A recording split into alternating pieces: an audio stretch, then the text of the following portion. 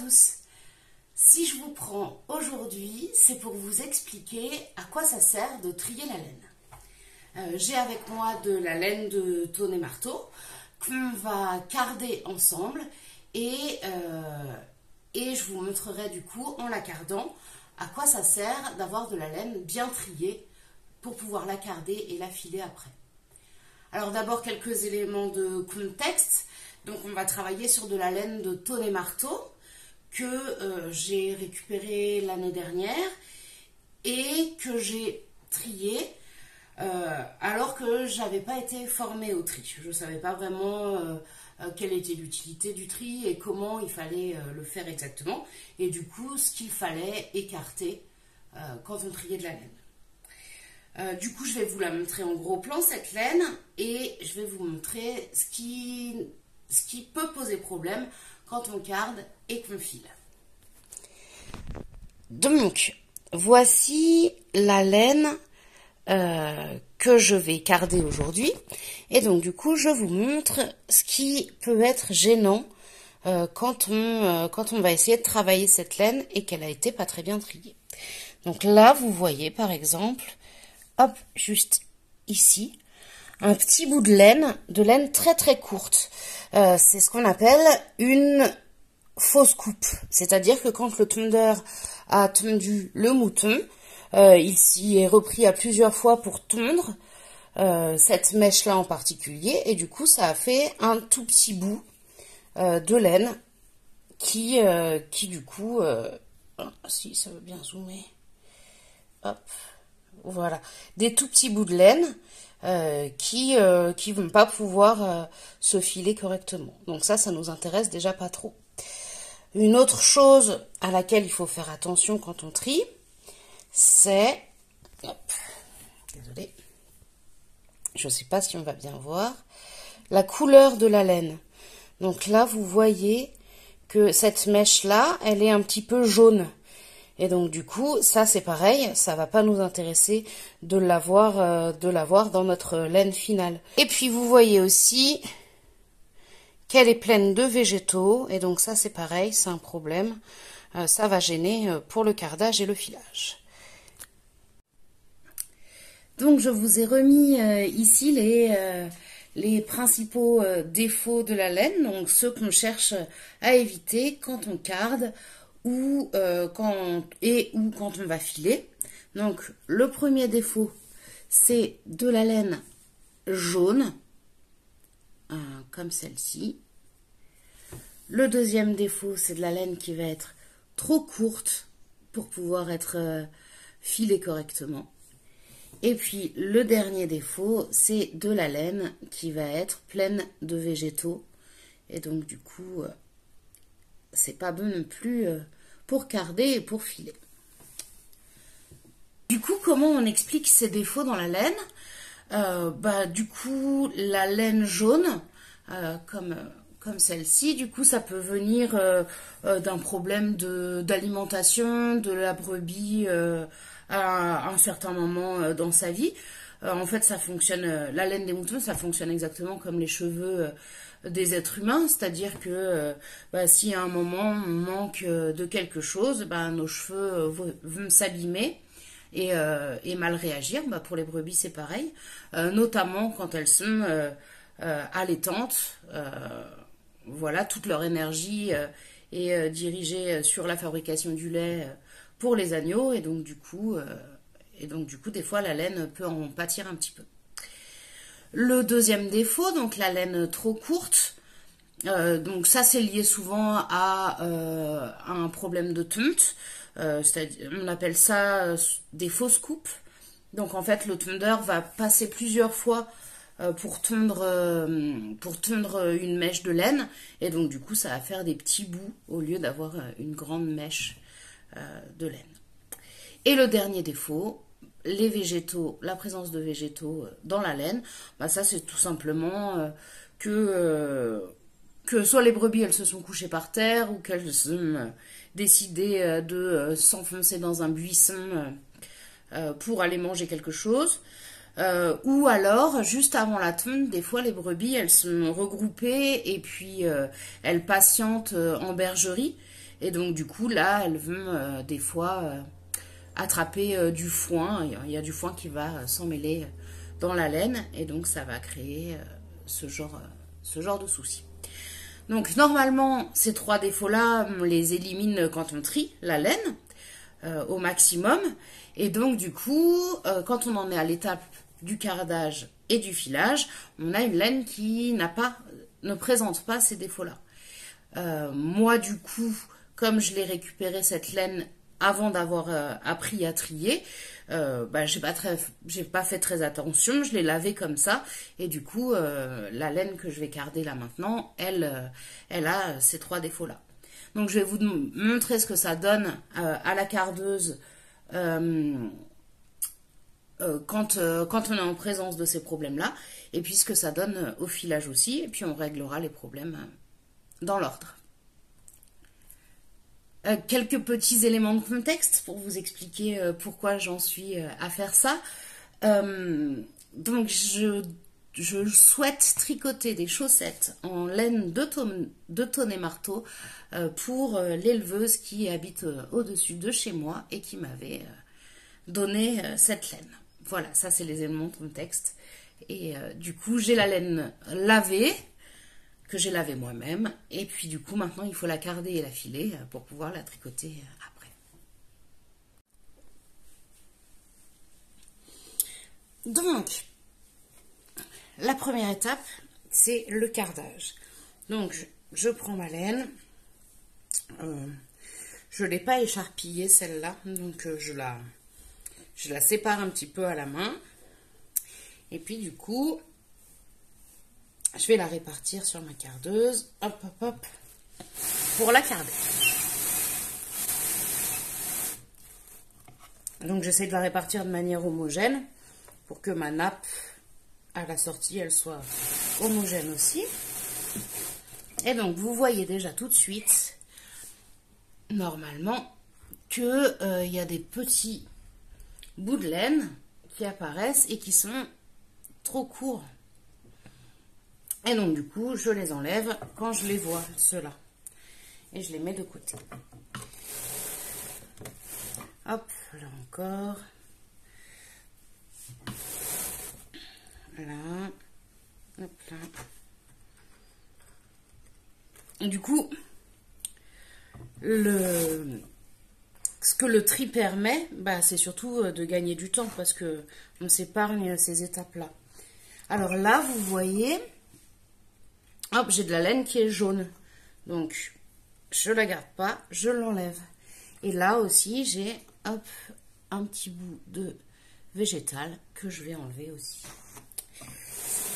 Et donc, du coup, au fur et à mesure que je garde ma laine, j'enlève ces petits défauts que je rencontre.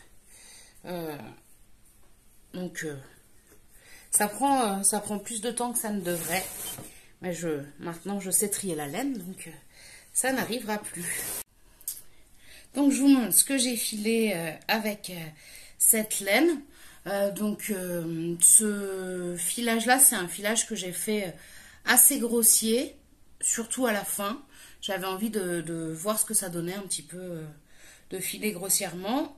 Et puis, du coup, vous allez tout de suite voir les défauts et où ça peut poser problème. Donc, l'extrémité là de mon fil, donc il est pas très retordu, c'est la fin. Donc, vous voyez qu'il y a encore un petit bout de laine hyper courte. Donc, je l'enlève. Et donc, en fait, le souci de ces bouts de laine hyper courtes, c'est que soit ça peut faire comme à ce niveau-là, hop, une petite grosseur dans le fil, une sorte de petite boule. Donc, si on aime le fil irrégulier, c'est pas très gênant, mais si on préfère qu'il soit régulier, voilà, ça se voit, ça fait une petite boule. Et puis, quand on file, donc vous voyez, ça fait encore des boules là. Des fois, si on tombe à un moment où il y a du fil trop court, peut-être qu'on va réussir à le filer, mais que du coup, comme le fil sera très court, et la laine, elle sera cassante, puisque les fibres, elles seront pas bien attachées entre elles. Ou alors, on n'arrivera pas du tout à filer parce que les fibres, elles ne s'attacheront pas entre elles parce qu'elles sont trop courtes. Et donc vous voyez, à chaque fois qu'il y a du fil un peu court et qu'il a tenu, et ben ça fait une petite boule. Voilà, alors j'ai décidé de la laisser, hein, de ne pas me prendre la tête avec ça. Il y a des moments où ça se passe très bien, il y a des moments où ça le fait un petit peu plus. Donc au fur et à mesure qu'on file, on peut aussi éliminer les morceaux trop courts sur lesquels on tombe. En ce qui concerne la laine jaune, bah, comme j'ai plutôt bien réussi à l'enlever, vous voyez, ça c'est trop court. La laine jaune, j'ai plutôt bien réussi à l'enlever, donc il n'y en aura pas. Et puis, au niveau des végétaux, je les enlève aussi au fur et à mesure. Mais peut-être que vous voyez que là, il en reste un petit peu. Donc, je les éliminerai au tricotage. C'est cela. Donc, voilà. Donc, ça, c'est la troisième bobine que je fais avec la laine. J'ai déjà 2 écheveaux. Et puis du coup, il me reste une nappe et demie à carder. Donc je pense que j'arriverai à faire 4 bobines en tout. Je vais vous montrer les écheveaux. Oula. Donc ça, c'est le premier que j'ai fait. Donc là, j'avais décidé de filer assez fin et de manière assez régulière. Voilà, donc ça se voit. Deuxième écheveau que j'ai fait un petit peu pareil, sauf il est moins régulier, mais il est quand même relativement régulier. Et puis du coup, je vais bobiner celui-là en écheveau et puis je vous montre après ce que ça donne. Mais il y a quand même des endroits où j'avais, en fait, j'ai envie d'essayer de pas trop tordre le fil pour qu'il reste doux. Parce que quand il n'est pas trop tordu, il est plus doux au toucher que quand il l'est trop. Alors le fil est beaucoup moins régulier, mais au toucher, c'est plus agréable. Donc, à voir, je fais des tests. Je vais mettre cette bobine en écheveau et je reviens vers vous. Et donc voilà le dernier écheveau, celui que je viens de vous montrer. Donc on voit quand même par rapport à celui-là qu'il est un peu moins régulier. Voilà. Je vais regarder combien il pèse. Je ne sais plus combien pèsent les autres. Donc le dernier pèse 111 grammes. Le deuxième 127. Et le premier que j'ai fait 110. Bon, c'est à peu près régulier. La place que ça prend sur ma bobine et le poids au final. Donc voilà. Et ben, je vais maintenant me mettre à filer la dernière nappe qui me reste à faire. Je vais vous montrer tout ça. Et puis après, j'aurai mes 4 écheveaux pour alors faire un retors, peut-être, je sais pas, je suis en train de réfléchir. Je sais pas si je les retors ou si je les tricote comme ça. En termes de solidité, c'est surtout ça qui m'embête. Mais bon, en tout cas, j'aurai mes 4 écheveaux et je serai encore plus près que de tricoter les chaussettes pour Mélissa. Hop là. Donc, je vais faire ça pour toute la laine brute que je vous ai montrée. Et puis, je vous reprends à la sortie pour vous montrer à quoi ressemble la nappe une fois cardée et du coup, une fois un maximum des défauts que je vous ai cités enlevés.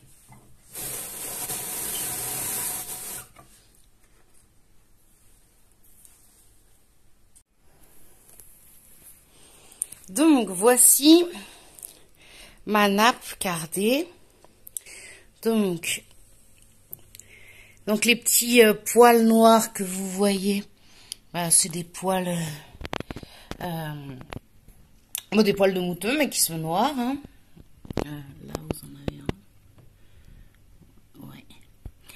Vous avez encore des poils comme là, qui sont un peu sales, qui ont mal été lavés. Voilà. Vous avez encore là par exemple des morceaux de laine qui sont trop courts et du coup que j'ai pas vu en cardant. Voilà, et normalement vous avez plus de laine jaune. En tout cas sur cette nappe là, j'en vois pas. Voilà, voilà. Et donc cette nappe là, on va maintenant la filer. Du coup, c'est parti pour le filage. Donc on voit déjà que j'enlève encore des bouts de laine qui sont trop courtes, de laine pas très belle, qui étaient quand même dans ma nappe de laine cardée. Hop. Donc pour commencer à filer, donc j'ai mon petit fil de départ qui est fixé sur ma bobine. Hop, que je vais venir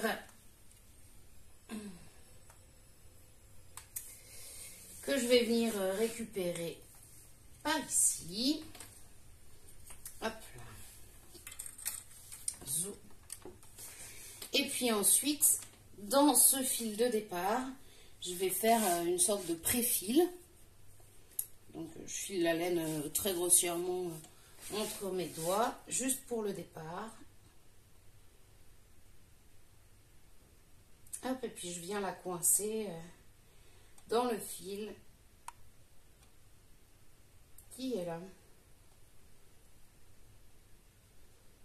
Hop. Voilà. Hop, voilà. Donc, ma laine est coincée dans le fil. Et du coup, à partir de maintenant, on va pouvoir filer. Alors.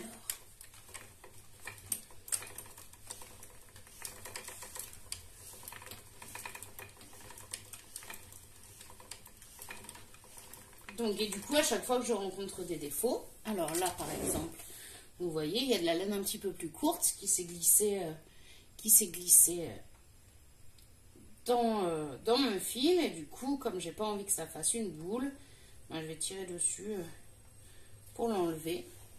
Hop, et je l'enlève.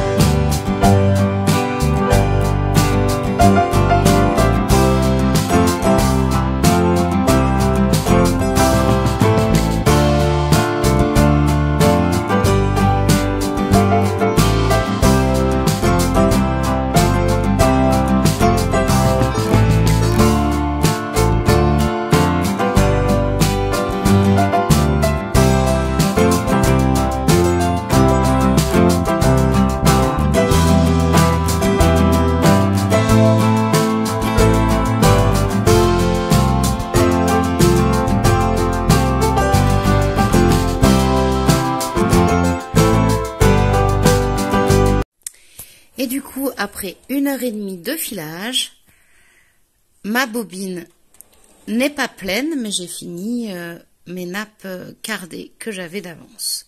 Donc du coup, maintenant, je vais la mettre en écheveau.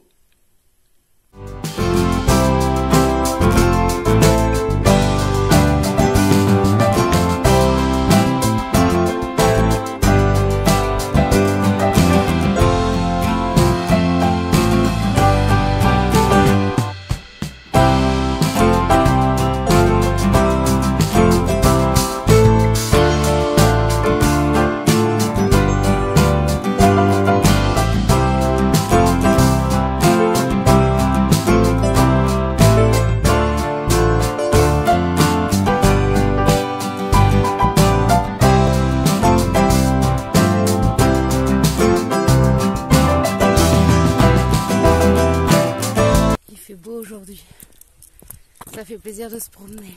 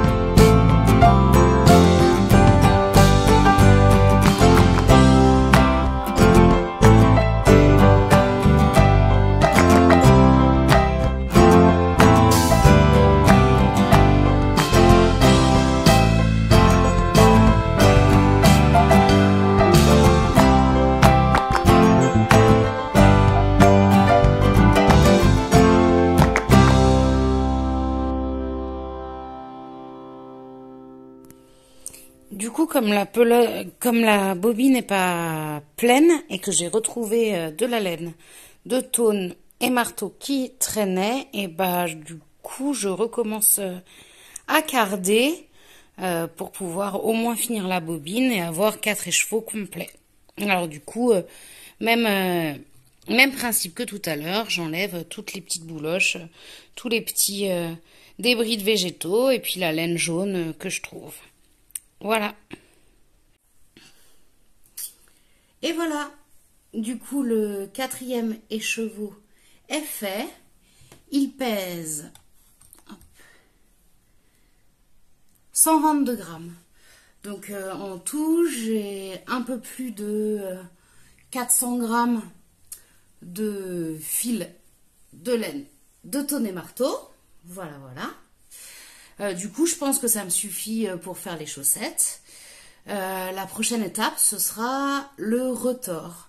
Je me suis décidée à faire un retors. J'hésitais tout à l'heure. En fait, donc retordre, c'est prendre 2 fils et les tordre ensemble pour rendre le fil plus solide. C'est surtout ça l'objectif. Donc du coup, je pense que je vais retordre mon fil et quand je l'aurai retordu, eh bien, je tricoterai les chaussettes. Donc je vous retrouve plus tard pour la prochaine étape.